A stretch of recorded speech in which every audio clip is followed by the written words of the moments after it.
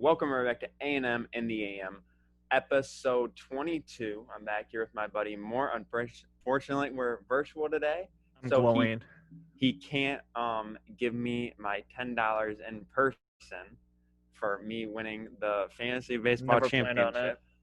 But he got it to me. That's all that matters. Didn't really get a chance to showcase or talk about my victory on Sunday, but I mean, it was strong. We went back-to-back years. First year was unofficial last year, but this year So it was this very one was official, still and I can't wait for unofficial. next year. It was still Can't wait for next unofficial. year. I don't understand how, but I mean, they told me Because it's an asterisk. there's no asterisk next to it. I'm not the Astros. I just want to let you know that I'm not the Asterisks. The Houston Astros. Sure. Now, other than there hasn't been much news in sports. I mean, we've talked about the Heat and Lakers. They're obviously in the finals now. Playoff baseball has started. But since it's just the first round, they literally just started. There's not much to talk about. We did our playoff bracket on Monday, so you guys saw that. But we like to do something in the past couple of weeks, and it's been dubbed Whiteboard Wednesday. Unfortunately, our first Whiteboard Wednesday, we can't actually use the whiteboard, but it's our calling card now, and it'll carry us. So unfortunately, the first one that we were going to do that we are dubbing it Whiteboard Wednesday, we can't actually use the whiteboard, but I mean, I feel like I said it before, but yeah. Okay. We have some trades here for you guys. Two of them we talked about last week. One it was like right after. It was like a day or so after that we just kind of brought it up.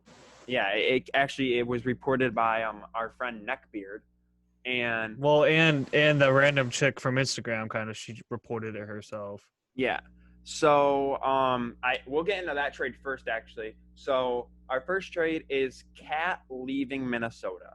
Apparently, a friend close to Cat had said that he is as good as gone from Minnesota, and the report was the Bulls, because when this whole came out, he was on vacation. He was wearing a Bulls jersey, as though this is saying it was a Michael Jordan jersey. Everyone wears Michael Jordan.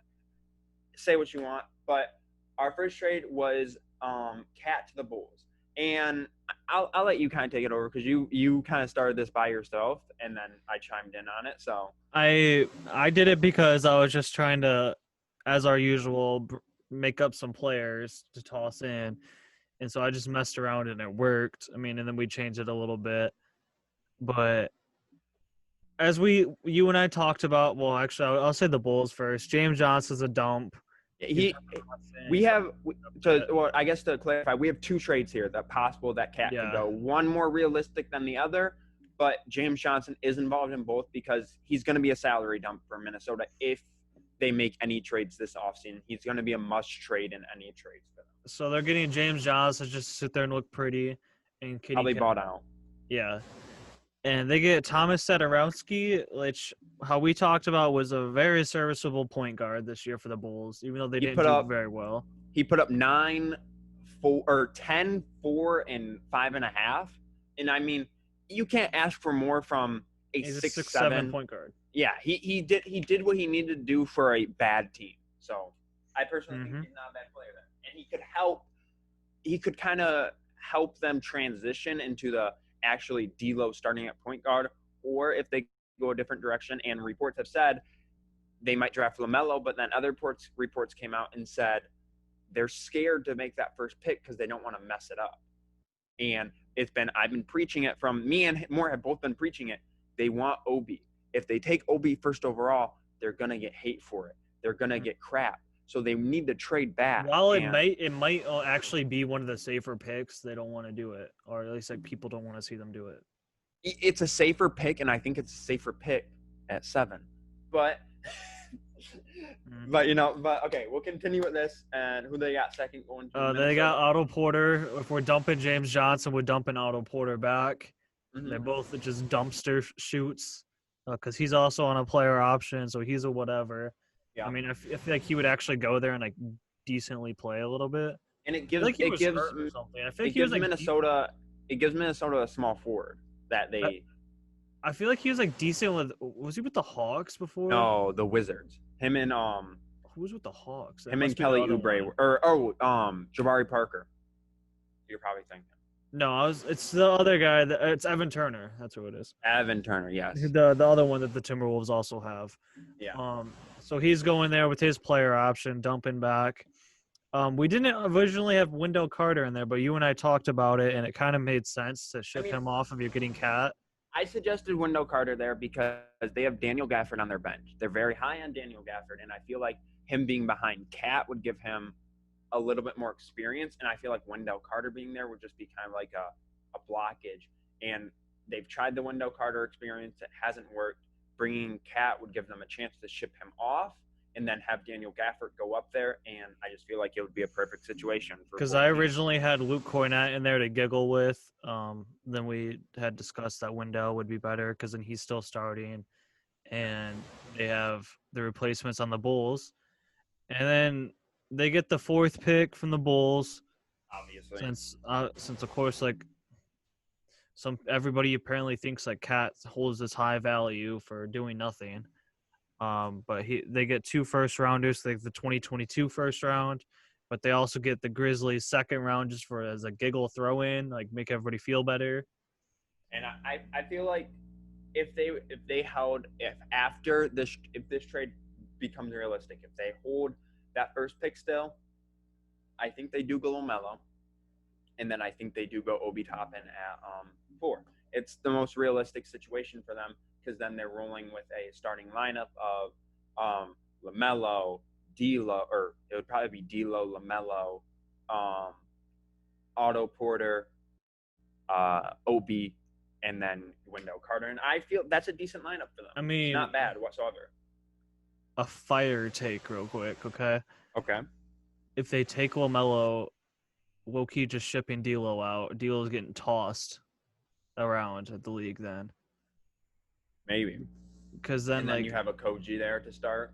Yeah, you see what you can build. I mean, I feel like it's just it'd be like their Wiggins experiment all over again. See, I don't think their lack of developing players. I feel like they couldn't do that. I don't think they're trading D'Lo that fast. They just got him. They have a couple games with him. I don't think they'll trade him that fast. I think he'll be. That's what I'm saying. I don't think it would, but I mean, if they really wanted to focus on one guy, I mean, they think they can compete as it is. So, which I don't. They wouldn't, but. So yeah, I mean, that's the trade, hypothetical trade to the Bulls right there. Now, our next trade for Cat involves our favorite team to trade people to. The one that works out the best. The one that works out the best because they have the most cap space, or not the most cap space, so they have the most flexible cap space. So we got the Knicks here. Again, we have James Johnson and Cat going to the Knicks, and then I'll let you say who's going to the Timberwolves. We got Reggie Bullock. The Timberwolves don't have many small forwards, don't have many shooters in general. So Reggie's just going to slide in there, shoot some threes when needed, whatever. We have Julius Randle going back to the Timberwolves because of the contracts, and plus, like, that's the main thing here is Julius for Cat. We mentioned Julius Randle going back to power forward. It's just that center thing's no longer a thing. Yeah. And then Dennis Smith, I told Andrew, I just feel like he's a Timberwolves player. And I said he would play good next if you move D'Lo to the 2. Dennis Smith would play really well along him at the 1, I feel like. Because Dennis Smith, early in his career, was compared to Russell Westbrook. And I feel like if he gets the chance, he hasn't gotten the chance. He got the chance with Dallas. They didn't really give him players around him. But if you give him – I'll address the next player that I feel like could work well with him when we get to the picks. But I feel like he could work well with a couple players that they could put around him in Minnesota. Minnesota. So. Yeah, I mean, I kind of like think of it like the D Rose in Minnesota kind of feel. Yeah, it doesn't look like it works, but it just works somehow. Then we toss in the Pistons 2nd round for 2021 that the Knicks have, and then the 8th pick, and then the Clippers 1st round, which is going to be, 27? Round there. And this is where it goes into players I feel like could fit with Dennis Smith. So what you do with that 1st overall pick, you're not trading it, obviously, in this scenario. So you draft Wiseman. He's your center. You have him there. So you run a lineup. Which is also why Randall's going to power forward. Yeah, you run a lineup of Dennis Smith, D'Lo. Now you have that 8th pick. You can kind of play around with it. If Denny's there, you take Denny. But again, like we've always said, they're high on Obi. If Obi's there, you take Obi. And then you have Obi at your 3, or Julius Randle at your 4, and then obviously Wiseman at your 5. And I feel like Wiseman to a Dennis Smith could be a great connection. And that adds defense. Yeah, you got Randle isn't your best defender, but he's a decent defender. Wiseman is just when he was next to AD in New Orleans, like he was doing pretty good there too. Yeah. He could and defend and shoot. Obi's a good wing defender. Like he could step up if he needed to. I feel. And for him being a big small forward in that case, like it would definitely be a 7-footer or so. You would have a 6'8", a 6'9", and a 7-footer is your front court, which could work. It could work easily. Because then Obi can stretch it out a little bit, and then you have Denny on the wing too, so that way, because Dennis Smith isn't like that much of a shooter. Yeah. So him and Wiseman inside. And then for the Knicks wise, say this trade is made before free agency. Having Cat going there could attract a free agent or two, maybe their last ditch effort, just like the Paul George. So then they would run a lineup of what did we say? Who was at their point guard? We said Alfred,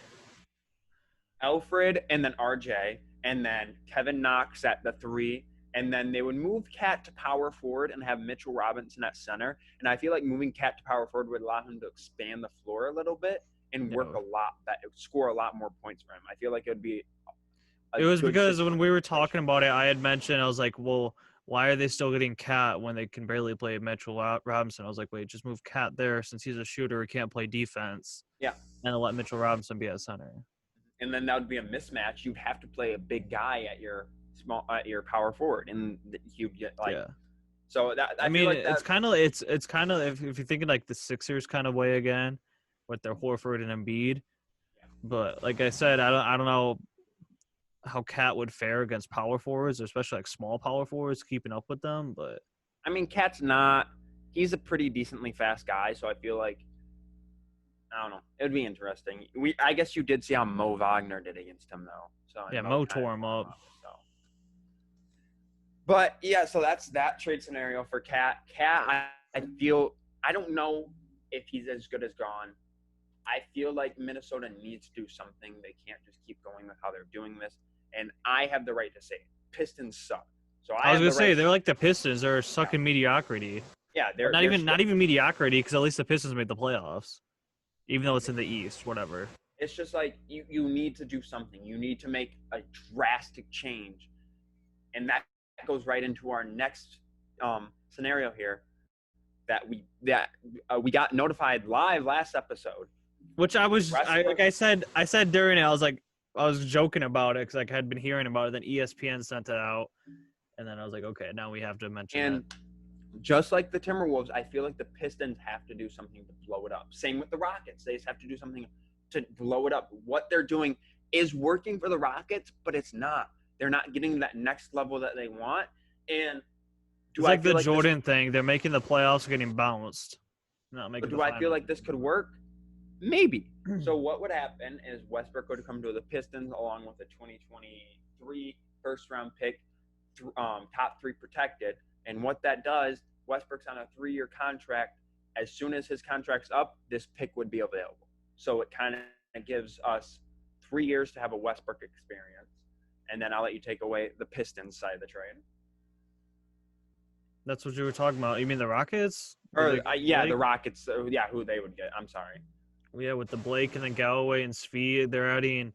If Galloway, he's cap hold.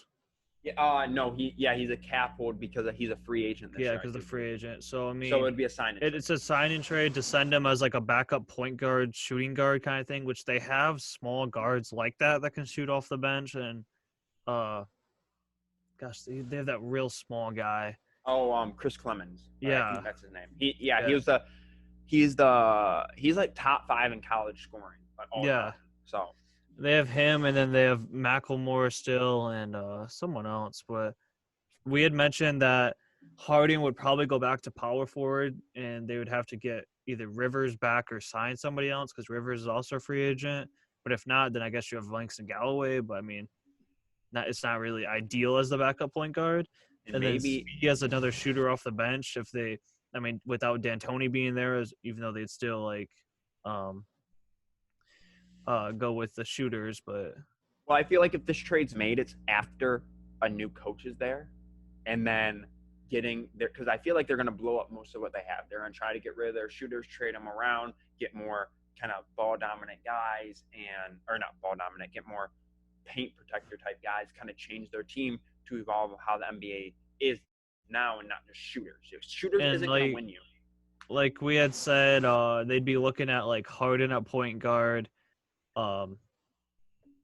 Eric Gordon at shooting guard again, which again isn't like ideal. Yeah. So I mean, I think we looked at it. They have some room to get free agents and stuff if they wanted to, but I mean, I don't know who would really go there and want to play with Harden. But basically, what they would need to do is, I know we sent him to the Pistons, but Derek Jones Jr. He would be a good small forward acquisition for them. And I feel like that you have Derek Jones at the either 3 or 4, and then you have Covington there for the defense, and then you have Blake at the 5. Obviously, it's a smaller 5, but I feel like he could do decent there. Yeah, after Gordon, we had mentioned that House would probably be at small forward or somebody else. I think I said PJ, but PJ. Oh yeah. I forgot about him. He's getting too old to keep up with small forwards. And then power forward Covington, and they're going small ball with Blake, which I had mentioned. I don't know if Blake would be up to that, especially with having knee issues and stuff. But he'd have to buy in. Unless, I mean, if not, then they move Covington to a big small forward, Blake to power forward, and get someone at center. True. I mean, Covington used to play small forward, so it wouldn't be even bad. It would just be having to get the acquisition of a center now, which he was like a small forward with the Sixers, I think. Yeah, and Sixers and the Timberwolves. So, yeah, I feel like this trade could be beneficial to either team. I mean, it gives the Pistons kind of a blow up. You're getting rid of Blake that you traded for a couple years ago, and you get the Westbrook project again. And you haven't had a ball dominant point guard since AI. Sad to say, Chauncey Billups. AI. You know, say you haven't had a ball dominant point guard since Chauncey. So this AI. It would be AI. I wanted to say that because I was gonna say how we mentioned how they had Chauncey when he got older, they had T-Mac when he got older, and AI. So they're keeping the trend going. AI was there for like a half a season. It was an eventful one. But yeah, it would be interesting because the Pistons would line up with probably Westbrook, Kennard, Sekou, Christian Wood, and then the center would be a question mark. But or do they keep the pick, take a quick Obi, and Christian Wood at center? Yeah, or if someone falls to you, you take a center there too. You know, I mean, or if we're saying they're getting Westbrook here, then they might as well just take Denny if he's available. Yeah, and then you can play Sekou at power forward. Yeah, I don't mind that. I don't mind Christian Wood at center. A lot of people do, but I don't mind him there. Yeah, that's where he played. That's where he wants to be.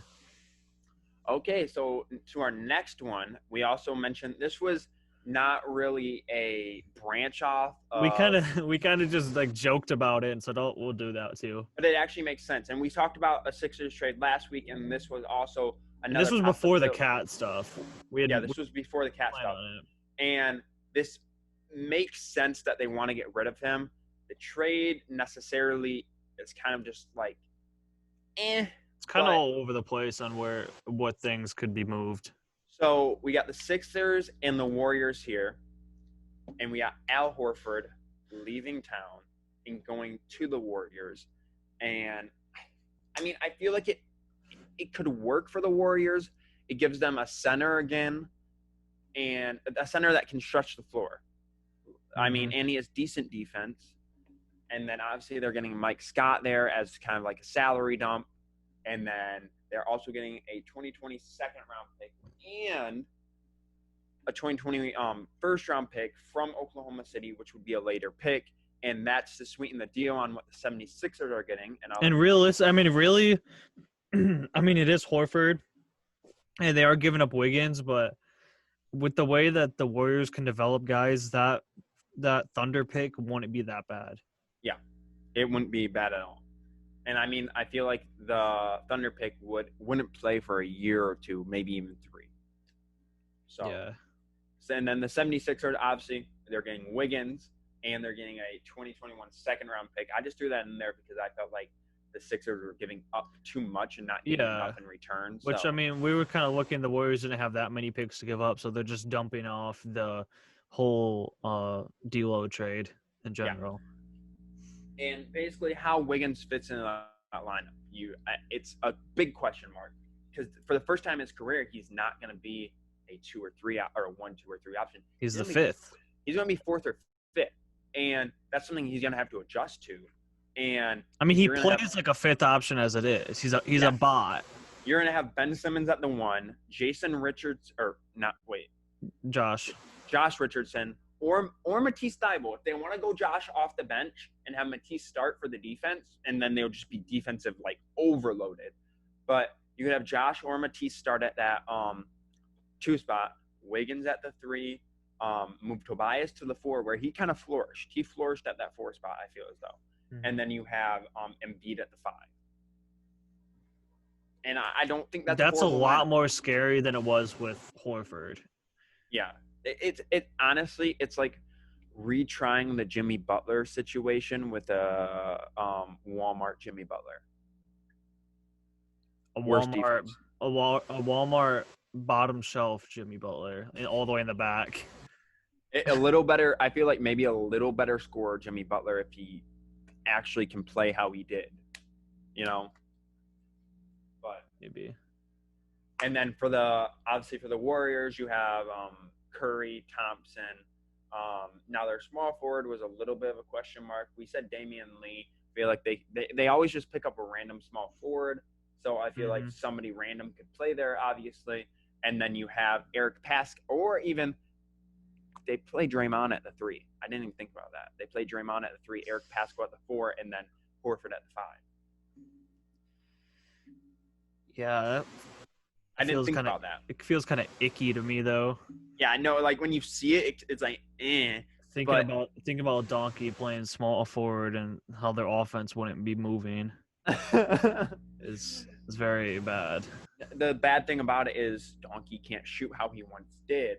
So, I mean, he only did 1 year, too. So I feel like it would more be Donkey would be there kind of as a facilitator, you could say. But maybe just, I don't know. But if all else fails, they could do the thing that they had talked about, too, if they kept D'Lo and put Clay at small forward. Put Clay at small forward and then have Jordan Poole or Damian. I was going to say Jordan Poole, but I didn't want to favoritize. Yeah, I would say that there's somebody else that we're forgetting about, though. I don't know. I looked at their team, and they don't have, they have a lot of young guys. That either someone that they would either sign or one of these picks. Yeah. Yeah, because they could do something with keep in mind, they still have that first pick. And I said that first or the second pick. That second pick could easily be who starts at small forward. Like an Anthony Edwards, a Denny, a Obi, I don't know who else could go in that top there. I think anybody really. Anthony Edwards. I said Anthony. Forward would be nice. Yeah, I know. That's why I was just thinking about that. Yeah, because it adds still like a kind of defensive to them, while also not having to have the ball right away.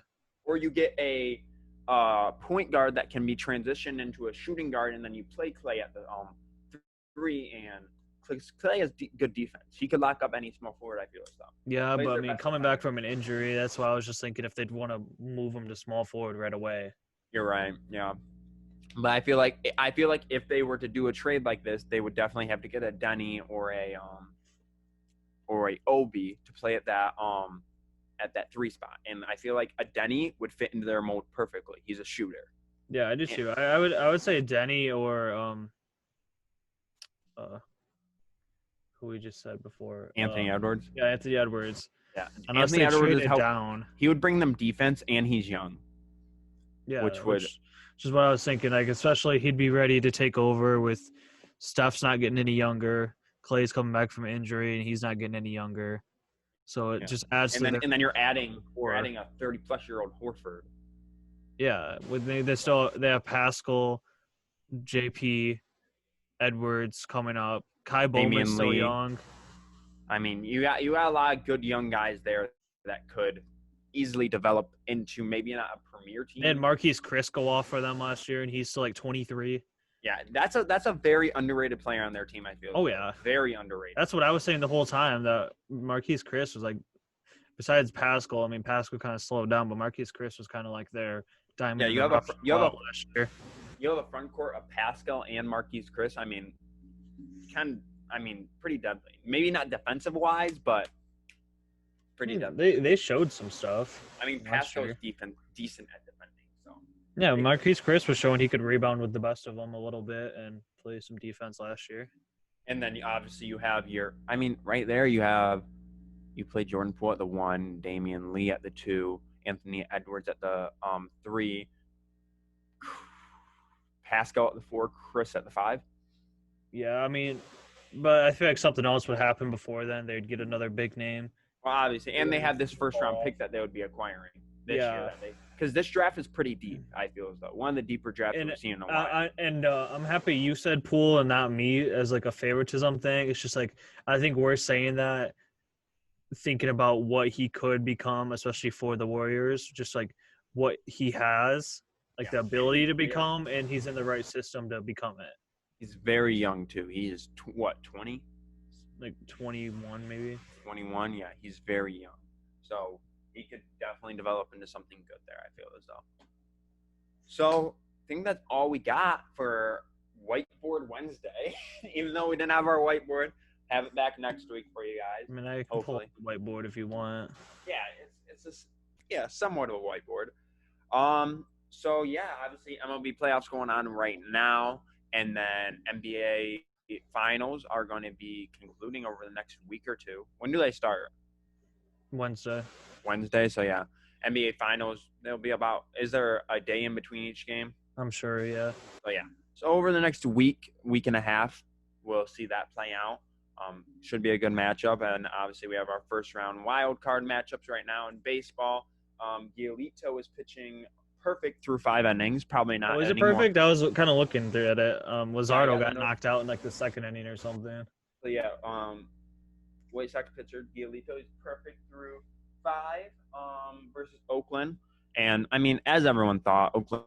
I don't think anyone thought they would make it out of the first. Some people had them. I don't know why. I mean, but then our friend Joe Morley had them winning it all. Yeah, it doesn't surprise me. People made some weird hot takes.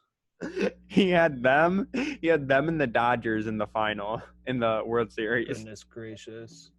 And he said, if my A's don't win it, at least my Dodgers will. At least some people have the Yankees making it, so I don't know.